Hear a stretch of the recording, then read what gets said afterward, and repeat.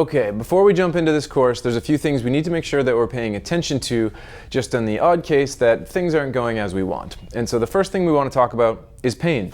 A lot of people are going to be taking this course because they have some kind of discomfort in their joints, whether that's stiffness or achiness or pain. So I need you to make sure you understand exactly what's going on before you proceed.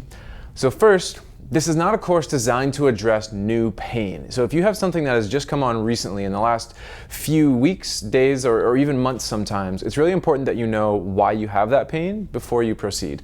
So as we age and as we accumulate a little bit of mileage in our joints, for a lot of people they do ache a little bit. That's entirely normal. It's entirely fine for you to proceed.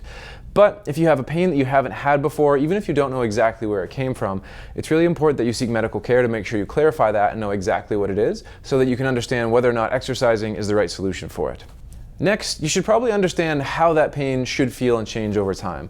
So for most people, they're going to experience some kind of discomfort when they're exercising and they're moving in ways they haven't moved before. That's entirely normal.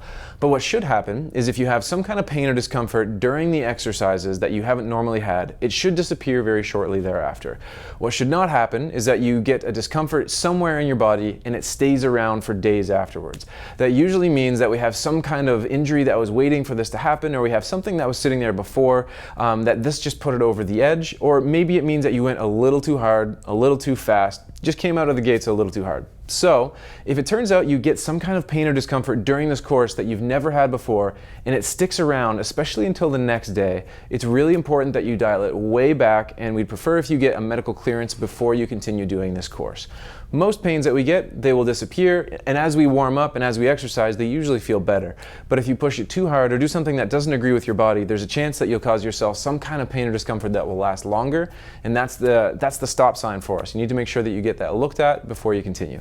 On those same lines, pain and discomfort are very, very similar, and most of that is a matter of perception. Sometimes pain is, in one person's world, is just uncomfortable in another person's world, and vice versa. So we expect discomfort, and that is every form of exercise out there, every form of stretching and movement out there. Some people, all of it feels good, but most people, they're going to have some movements and some things that just don't feel quite right because their body isn't used to it, it hasn't experienced it before, so you're going to want to make sure that you're keeping track of that. Most discomforts should get better as we go through the days of the course, and most discomforts should get better as we warm up, and if not, they should a few hours after the course. The only time I want you to pay close attention is if it lasts a lot longer than that. But just expect a little bit of discomfort because everyone experiences those, myself included. One specific thing I want you to pay attention to in this case is osteoporosis. Now, for most people, this isn't going to be a big issue with this course. This is not a high impact thing. We are not doing anything that should put you at a big risk. But if you have really advanced stages of osteoporosis and osteopenia, there's a chance that almost anything you do can cause things like fractures.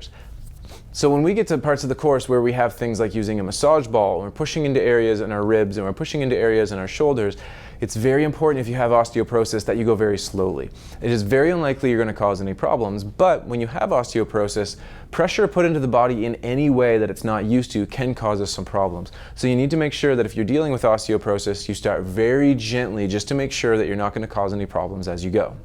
Along those same lines, arthritis is something that almost everyone has at a certain stage of their life. It doesn't mean that it has to hurt. So almost anyone should be able to do this course, even if they have arthritis in a lot of different joints.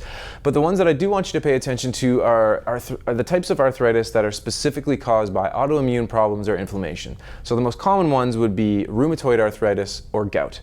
These are not reasons that you shouldn't be able to do these exercises. They are reasons that you want to be very physically warm first. You want to start very slowly, and you may need to alter some of what we're doing just to be able to actually do the same form of exercises, specifically when it comes to the way your feet and your grip operate. So some people, they'll be entirely fine even if they have these things. Others may need to alter.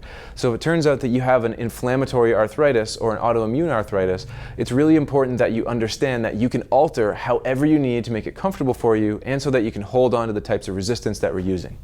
Next, we want to talk about dizziness or lightheadedness or an inability to move quickly. So these are not going to be an issue for the vast majority of this, but there are a couple of exercises towards the end of this that are going to make you move your head in a place that is not just perfectly upright all the time. So that's entirely fine. If you still want to take the rest of the course, you can avoid that movement Or if you want, you can slowly perform that movement. So most people that have lightheadedness or dizziness or similar to that, they're usually going to be entirely fine doing this course. But with that being said, if you've had advanced versions of vertigo and you have really big changes in blood pressure when you go from up to down as far as your head position or seated to standing, it's very important that you go very slowly when we get to anything where we're changing position. With that being said, there are many of the days that we do a part of our exercise seated and a part of our exercise standing. It's only one change, but it is still important that, especially because you're exercising and your blood's going to be flowing a little different, it's very important that you do that very slowly, and it's very important that you hold on to things for balance as you go from seated to standing or vice versa, just to make sure we're fully safe as we proceed. Okay, the last thing I want to talk about is actual injuries. So previous injuries to almost any area of your body are going to be one of the main reasons that people choose not to exercise. So we don't want you to use those as a reason not to take this course.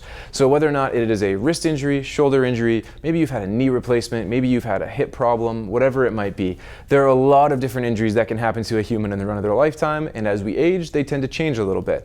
These are not a reason not to go ahead with this course. These are just a reason to be careful and to go very slowly. So we'll be putting certain kinds of movements and stretches and massages into certain parts of the body. And if you've had an injury in that area of the body or you're unsure about that area of the body, regardless of the history, it's very important that you go slow, and it's very important that you ease into it and don't try to push too hard. If you've had an injury to the point where you sought medical care for it before, or you've needed rehab for it from an athletic trainer, physical therapist, kinesiologist, chiropractor, or whatever it might be, it would be very prudent for you to go get approval from them before you start doing exercises in the area. Most injuries should be entirely fine, but we'd strongly prefer that you get medical clearance if you're in doubt about whether or not your injury is going to apply in this scenario. So that's the last thing I'm going to say about it. If in doubt, please get medical clearance. You hopefully have some people in your life, like your medical providers, that you can get clearance for just to make sure you're allowed to do these things. So if you have something you're worried about or you think might be an issue that I haven't mentioned here, or even if I have, I'd highly encourage you to get medical clearance before you begin this course.